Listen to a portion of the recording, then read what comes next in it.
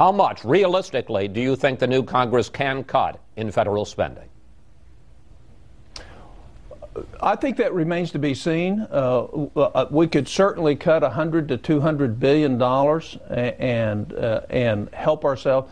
What most of America doesn't understand is if we don't put our house in order, we're going to look like Greece or Ireland or even Spain and Italy, which are coming, or even maybe ultimately Japan.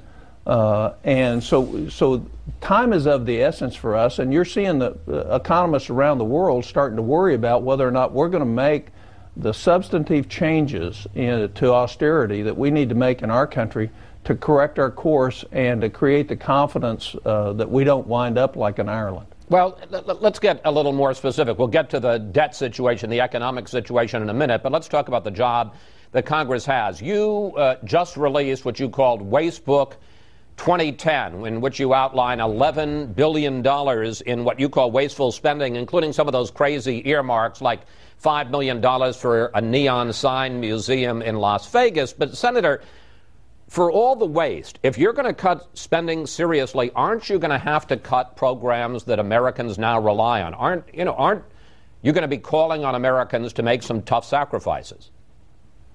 Absolutely. With the problem that faces our country today, the last 30 years we've lived off the future, and the bills coming due. And so there cannot be anything that's not put on the table. There will not be one American that will not be called to sacrifice. Those that are more well-to-do will be called to sacrifice to a greater extent. If I can, Senator, let's get a little specific. Give me the idea of some programs, because, of course, the dirty secret is everybody is opposed to government spending in general, but when it affects them, they like government spending for the programs that actually benefit them. Give me an idea in your mind, not what necessarily Congress is going to pass, of a couple of specific programs that you'd have to say aren't waste, but that we simply can no longer afford. Well, first of all, we haven't even done the hard work of identifying all the duplications in the federal government. A year ago, or 2 years ago, I asked the GAO to give me a report of all the government programs that are out there so we could cross-reference which ones do the same thing. It's taken the GAO a year and a half, and they refused to do it until I put it in the last debt limit extension.